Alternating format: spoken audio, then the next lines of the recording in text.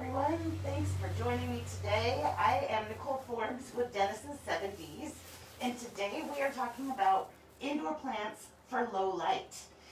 Now, of course, it's one of the most common questions that we get when people come in looking for houseplants, and it's a great way to begin searching out the right plants that are going to grow well for you in your home is by choosing according to the level of light that you have available.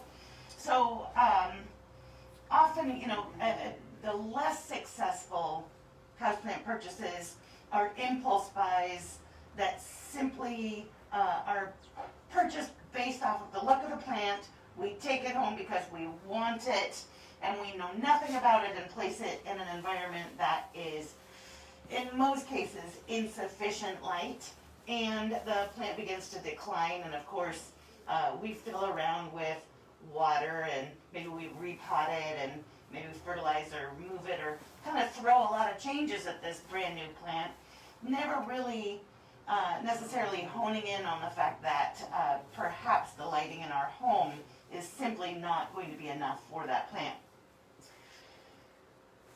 There are so many different types of indoor plants that we have access to and that we can grow, that it is a joy, to celebrate even just the diversity of plants that we were able to pull together today that are tolerant of low light conditions. Notice, of course, that there's no fiddle leaf fig here. Notice there are no succulents on our table. So there are plants that are very popular and for really great reasons. They're absolutely gorgeous plants, such as the fiddle leaf fig or other ficus varieties, or various succulents. But again, both of those plants require bright light conditions. And in many of our homes, we just simply don't have that. For me, I live in an older home in the city, so I have neighbor houses that are nearby to me. There's tree cover outside, and most of the rooms in my home are divided up or small enough that I may have windows on only one wall in each of my rooms. Not necessarily even windows on two different facing walls, just that one window in most of my rooms. Now, if you have like a great room, a newer home with vaulted ceilings, skylights, windows on multiple walls, you are able to provide brighter light in most cases because you have overlapping regions where both the light coming from each side as well as above can shine on the plant and give it light throughout the day as the sun moves around and as its angle changes over the seasons. But technically, if we were to measure light, or really to talk about low light, we can use some terms, and one of the probably easiest terms to use is foot candles. Foot candles is kind of the old-timey conversion of what lux or lumens is. If we talk about light quality, maybe for a photographic reference, would be lux and lumens. For plants, it's par, which is the way that plants perceive light. And again, for more information on light, go back and watch our class on indoor plant grow lights. But you can get a good sense of low light really just by using a standard like magazine article, newspaper article, handout like the handout that's attached to the description of this video for today's class, and go into your space where you intend to grow your plant, and without artificial lights on, see if you can actually read the words on the paper. If it's a low light condition, it's going to be pretty hard to read a magazine article with the size of the print. It's just, in most cases, even dark for our eyes. Now, I recently on Amazon. I hate to say, I'm not a huge fan of Amazon, but I did buy this on Amazon. I got myself this really fun toy, which I'm not advertising, but you know, for nerds like me, it's like, whoa, I got a new toy. This is a light meter. So a light meter can be used, this is a little sensor. The sensor goes where your plant is going to live. You check the readout on the screen, and it will tell me how many foot candles in the space the plant is receiving. And of course, that's something that would need to be done over the course of a day or a couple of days to do a light study to really be able to represent an overcast day versus a bright sunny day and the average type of light that your plant is receiving. But based off of technical numbers and technical gauges, such as this light meter, low light is officially between 50 and 250 foot candles. Now, a foot candle is just the amount of light that shows in the distance of light that's shown from a single candle, one single lit candle. So usually that is a foot away from that candle, how bright that is. So 250 foot candles would be 250 candles in a space, and a foot away, how bright that is. So from 50 to 250 represents low light conditions. Now, to get a good sense of, again, the diversity and the range of plants that we can grow there, I have collected everything from dracaenas, another dracaena here. We have a really great range of snake plants. I'll get more into the details on these, but snake plants assorted here, which have also recently been reclassified as dracaena, just to keep us plant people on our toes. Arrowhead vine growing up a really lovely wooden pole here to give us some height, so that's a syngonium. I've got a Chinese evergreen, or Aglaonema, a couple of ferns, bird's nest fern, staghorn fern, ZZ plant, which is always the easy plant as long as you don't overwater it. Peace lily, kind of an old-fashioned gal that's well known for giving us some great flowers indoors. Another nice old-fashioned prayer plant here. This is just the Maranta green, a little bit fancier red-leafed Maranta. Slightly challenging plant for low light, but will tolerate low light, the rattlesnake plant, or rattlesnake calatheal antifolia. And then some of the devil's ivy. This is the golden pothos as a great example there. So a huge range of plants that are tolerant of this range between 50 and 250 foot candles. Now, when your plant is showing signs that it's growing in too low of light conditions, you will see it throw certain signals, and those signals will be slower growth in general, smaller leaves than they used to be, so the leaves will decrease in size. Really bright colored foliage and bright colored plants will fade and become less intense in their color distinction, and possibly even variegated plants. So this little kind of yellow splashing on the golden pothos would turn more green and become less pronounced the lower the light that the plant is in. So although we'll talk about these plants surviving in low light, they're not always going to thrive and grow lush and big and flower and impress you. They're just going to hang in there. So, and especially on the lower end of kind of their tolerance range. Another thing you'll see on certain plants for low light is as they grow taller or longer, like the pothos, they may increase space between their leaves, becoming more stemmy than leafy, for lack of more scientific terms. So you see a lot of space as the plant gets kind of leggy. Now, there are ways, of course, to overcome that, overcoming low light and the especially kind of leggy growth, and that would certainly be by trimming back or kind of, lightly pinching or pruning back the long, stringy growth on something like a pothos to just kind of tidy it up and clean it up. give it a chance to fill back out and grow again.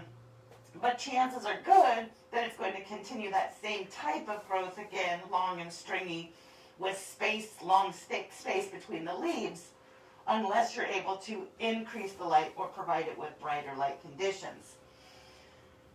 In our homes, already, compared to just outside the window, true unobscured natural sunlight is decreased by almost 50% as it goes through our window and enters our home. So we may end up in the brightest light conditions, seeing half as bright just inside that window. But the direction that your window faces, north, south, east, west, get on Google or use a compass if you're not sure. The direction that your windows face influences the degree of light that comes in, and the further away from the window also decreases the brightness of light. So again, you'll see reference on the handout that's attached that a low light plant can be 2 to 3 feet within a northern facing window, so it needs to be pretty close in the northern facing window. Excuse me. 3 to 5 feet from an eastern window, 4 to 10 feet from a western window, and 10 to 18 feet away from a window with southern exposure. So now that could be the other side of the room, of a nice large room, if you've got big southern windows or nice bright unobscured southern windows, to get to that 50 to 250 foot candles of light on the other side of the room. So we do have a handy graphic guide that I believe is also attached to this article, or to the article that you have as a blog, and it's called Light reading. Light reading for houseplants. That's what it is. So, and it talks all about, it shows the different windows in your home and the degree of sunlight that may shine in there. So check out that light reading as well. Now, the same plant, let's use a ZZ as a great example. A ZZ plant is tolerant of from 100 to 200 foot candles of light, but can go down to as low as 50 foot candles.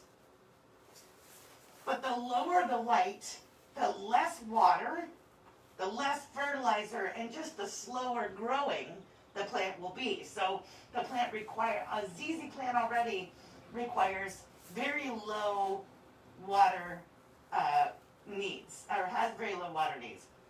Now, I have quite a few friends that are teachers, and my teacher friends are just starting to go back to their classrooms, some for the very first time in months and months. And one of my teachers told me that she had gone back to her kindergarten classroom where they had a collection of easy to grow indoor plants that they had begun to accumulate right before, or somewhat before, they had to abandon their classes and not come back.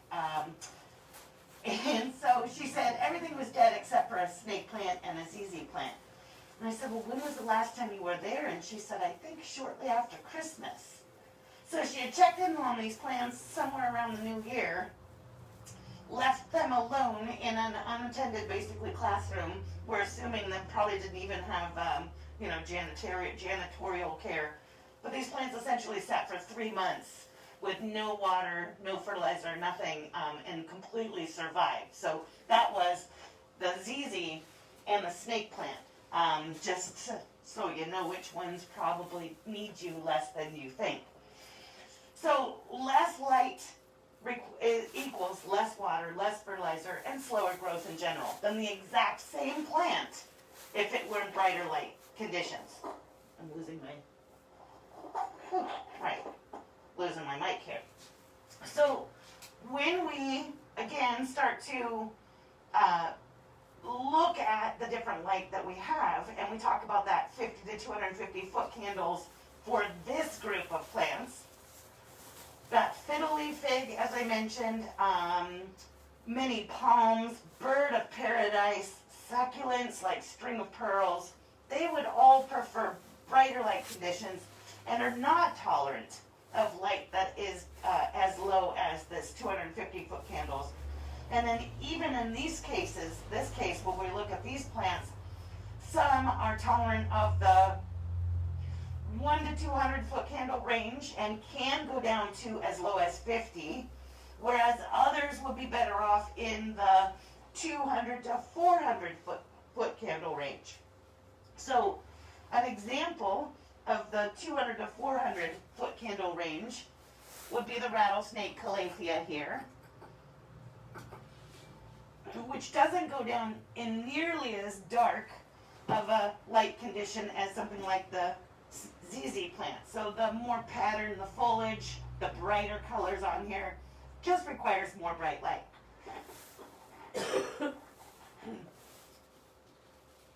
So 2 to 400-foot candles ideally on the rattlesnake calathea, whereas again as low as 50 for the ZZ. Now, even amongst something like the Sansevieria or snake plants, which as I mentioned are being reclassified as Dracaena, which is fine. This is a Dracaena, so they do have a lot in common. Another lovely Dracaena up here, also showing kind of its cool, I don't know if you can see it quite as well, almost like a little palm tree look with these cool stems. Both snake plant and Dracaena are low light tolerant plants with kind of the ability to provide us with a pretty vertical accent, which is not really common in low light plants. Usually low light plants are also relatively low growing. If you think about the jungle, again, where these plants, I'm sure they're all thinking about the jungle. That's probably what houseplants dream of. And I'm sure, again, thinking about the jungle, it's story upon story upon story of plants, of vegetation. Tall plants, jungle trees are shading out the understory, and so sunlight is filtered down through layers and layers of vegetation. When it finally gets down to what would be a low light environment, it is down towards the forest floor, the jungle floor, and that's where these low light plants tend to live. So as I often say, it's the big plants that make the shade, and it's the smaller plants that tend to take the shade. Excuse me a second.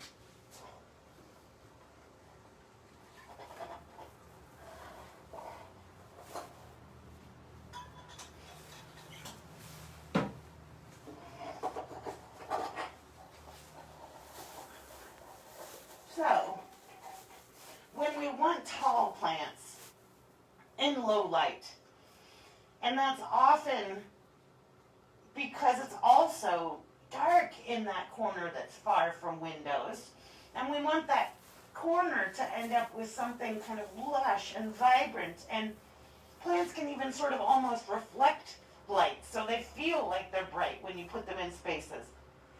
In order to achieve large, tall plant effect in low light, we can use some of these taller plants, such as the upright. This is wintergreen snake plant, and this is our lovely corn plant style Dracaena. And then, of course, adding a plant stand, a table, anything where you can increase the height on the plant just by raising it up, instead of trying to get a tree or tree-shaped indoor plant, which just simply isn't going to grow in the low light that we want.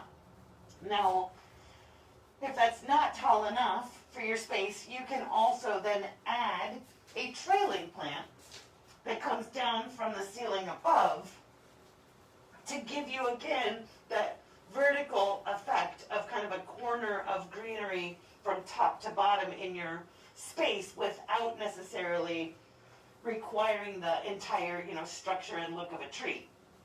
Now, I have some incredibly challenging spaces in my home that I do want plants, and plants are simply not going to grow there. The light is below 50-foot candles even, and simply not a hospitable space for even a low light plant. I have never been one to resort to silk or plastic plants or artificial. I don't know why, but it's just something that I can't do. So what I have found are a couple of different remedies to low light situations, because as I mentioned, although these plants are tolerant of going down to extreme low light conditions, in many cases, even something as sturdy as a snake plant or a ZZ plant, in 50-foot candles or lower, in truly dark spaces, they may just not look great after a year or so. So some of these plants may struggle, they certainly may not thrive, and like I said, grow lush and full. Often low light plants know exactly where the light source is. So they, if the window's over here, the plants are going to grow all facing the window, maybe even slowly bending towards the window. So they'll be somewhat misshapen unless you give them like a quarter turn once a month or so to help balance out their growth. So that can help, but again, you need to be on kind of a regular rotation schedule to keep one side from really struggling while the other side looks good. So turning it before anything really needs it or looks bad. In my home, I, again, have kind of overcome some of the more challenging spaces with two great solutions that hopefully will also work for you. One is I have added a couple of different indoor grow lights to my home. And not only have I found that these indoor grow lights really just add to my indoor spaces. I mean, if my home was already a little bit too dark to grow plants in, my home was already kind of too dark. And so it's an older home. I don't even have like the most updated bright lighting that is super modern and, kind of what everybody's got. So adding a few basic grow lights that come in a couple of different kind of styles has really helped me put more plants in more spaces and grow different plants than you see on this table, because it's given me a wider range of light situations. Now the easiest one that I've used at home is, I don't know, it's just as easy to use the other, but this is a great bulb that just screws into whatever lamp or light fixture you have. So this is a Miracle LED wide angle grow light or spotlight. This guy is giving you the equivalent of 150 watts, and brightness wise, well, it gives us micromoles, which is kind of a measurement of lumens. This is a nice bright light. It's a little bit on the cooler light spectrum, kind of a slightly blue white light, if you're really talking about color tone and light. But I have this in just like a basic desk lamp that shines straight down onto some of my prized philodendrons. My painted lady is growing a third new leaf this spring because she's sitting under this lovely light here. So some really just nice larger leaves, newer growth, just a little bit more plant action when you have a grow light that you can spot onto the plants. So usually that should be shining down on them, not like up on them. Kind of think about how the sun shines. The other grow light that I've used at home, and we do sell both of these here at Dennis' 70s. This is, again, an easy to install, I don't know if I can grab it with one hand. I got it. Easy to install, plug in, operated with a timer, like pendant style light that is really a luxury item. Looks great in my home, kind of updated my lighting. See, it's just kind of a canister look. This is a warmer, bright light. So this is more of a golden yellow light. It looks like a ray of sunshine shining down. And this is, I believe, 1,500 lumens. Comes out of the small aspect grow light. So it's LED. Both of these are LED, so they don't use a lot of energy. They're cool burning. They plug directly in or go in, a lamp that you already have at home. I have them anywhere from like 3 to 4 feet from the tallest plants that I have. So like 3 to 4 feet above a ficus, and then there's smaller plants that are collected around it. So grow lights can really be a game changer. And again, I'm not talking about like fluorescent light bars with seedling trays underneath them. That's a totally different style of grow light that doesn't always enhance the, decor of your home, let alone, doesn't work for all of the different applications of indoor plants. Now, you may see here my peace lily, for example. So spathiphyllum, this is just a sweet little starter peace lily. And of course, this guy's just full of blooms. So a peace lily or spathiphyllum is one of the reliable bloomer indoor plants. Little white flowers that are still closed, but they're going to open up and be kind of a spath shape. Nice lush leaves. This is one of those plants that tells you exactly how much it needs to be watered and when it needs to be watered again. It's very dramatic when it's dry, and then just snaps right back up and forgives you pretty much once you water it again. This is going to give you better flowers, bigger leaves, and just kind of a nicer looking plant, closer to 200 foot candles of light, for example, so the higher end of the bright light spectrum. But it will grow in 100 foot candles and even down to 50 foot candles, but you will probably have fewer blooms, if any, and the foliage will get thinner and a little bit floppier. So again, over time, you may see the plant somewhat struggle or suffer as a result of it being in such low light conditions. But peace lilies are one of those good bloomers for just that environment. Now ferns, again, staghorn fern here is one of the kind of well-known ferns that we see growing in trees or on trees in the tropical jungles. It's often mounted, so we see it growing on driftwood or corkwood, and it looks really cool when the shield that it produces kind of covers then the wood that it's growing on. It's used to filtered or indirect light that shines, again, way filtered through trees and foliage above it. Doesn't necessarily want any kind of bright light. And because it doesn't normally grow in the ground, especially when we have it potted in soil such as this, we do want to let it go fairly dry between waterings, and especially on the drier side when it's at the far low end of its light spectrum. So when it's down in that 100 foot candles of light, we definitely want to make sure that we're letting it go nice and dry in between waterings. We like to use the plastic container that our plants come in, and even in cases where we need to put them up to the next size, we like to just size them up into the next plastic container.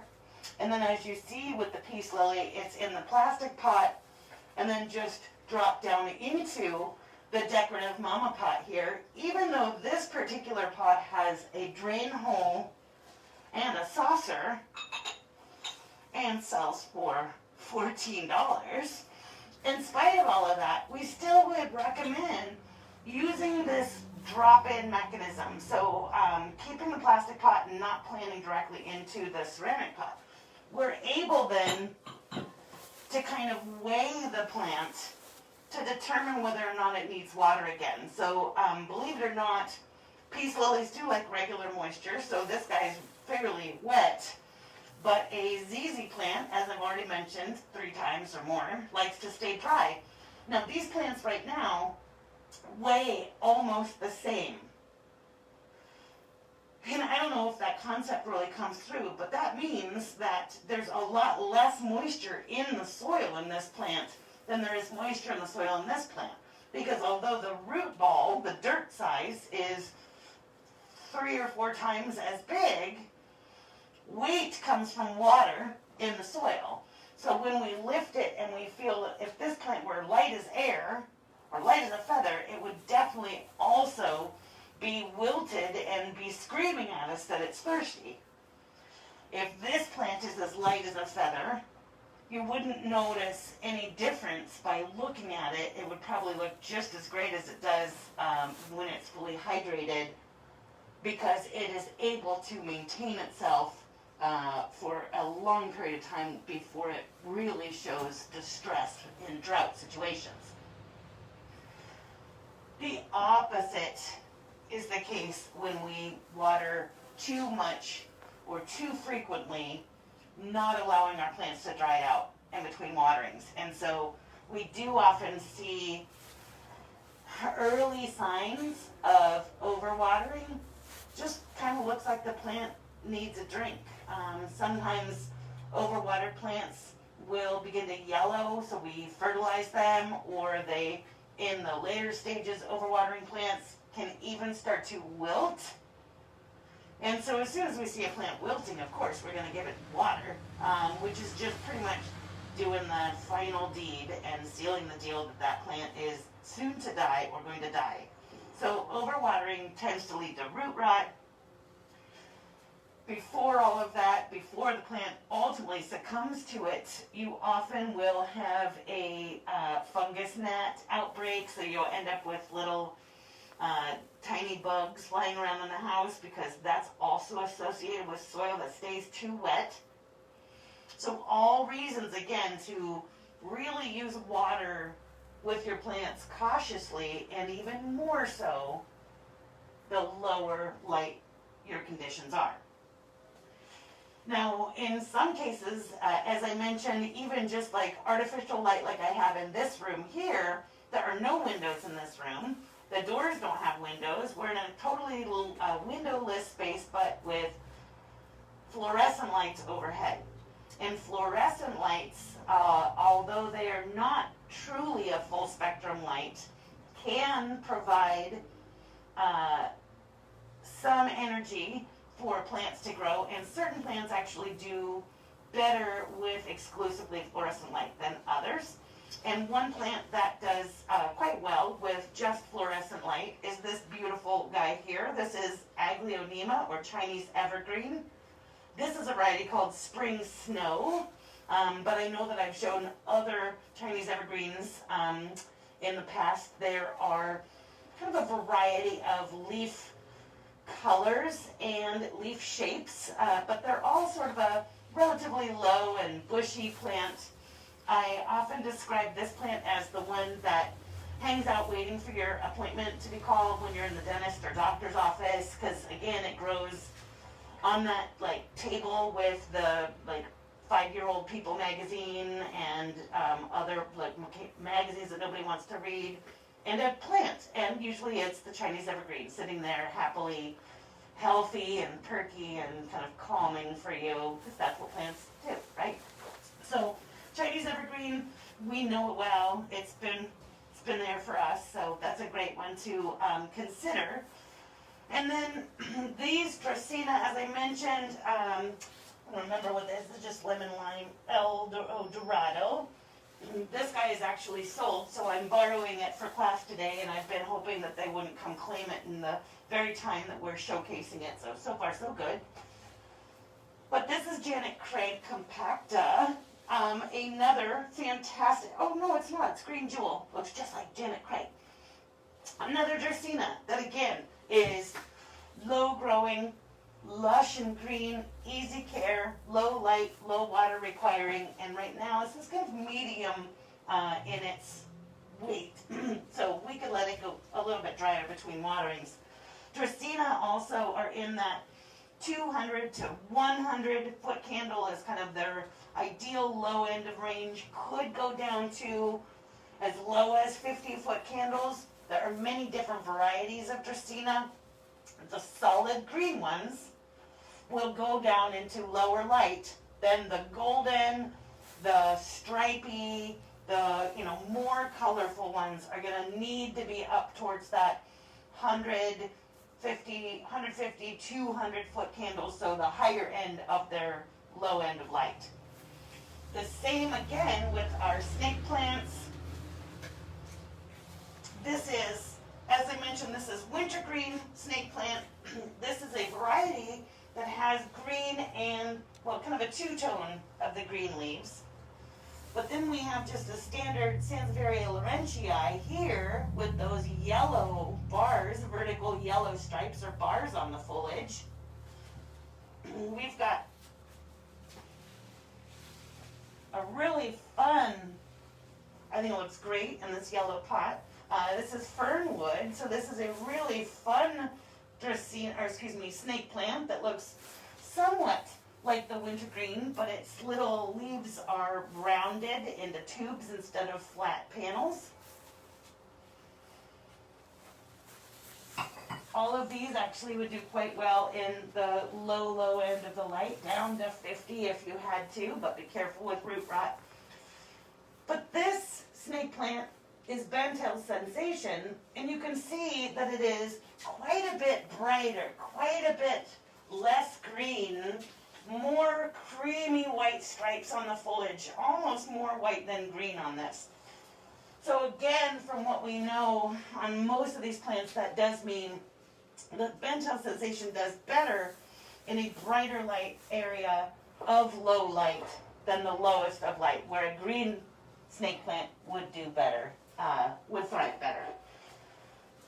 Now, we also can help our low light plants look more lush, to have bright colors, or brighter color at least, by giving them regular fertilizer during the growing season.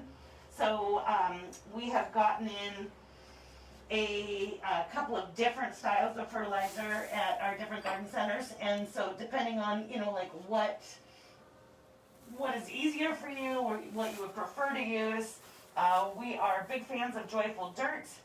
Joyful Dirt here comes in a couple of different formulas, but this is your most basic 3-1-2 indoor plant fertilizer. This is an organic fertilizer that is powder but water soluble, so you can just add it to your watering can, or it's got this really easy to apply shaker style bottle, and you just kind of spice your plants with it and then water it in, and they get it that way. So Joyful Dirt, easy application. Another easy application is Dr. Earth. This is just a pump and go all-purpose plant food. So this is 1-1-1, whereas Joyful Dirt houseplant is 3-1-2. This is pump the fertilizer directly onto the soil of your indoor plant and then water it in afterwards as well. So no mixing. It just tells you how many pumps per size of pot or how much dirt. So again, very easy to apply. You don't have to do any measuring or putting it into your watering can. If measuring and pouring into a watering can is not too much for you to do, then you could also use Fox Farm.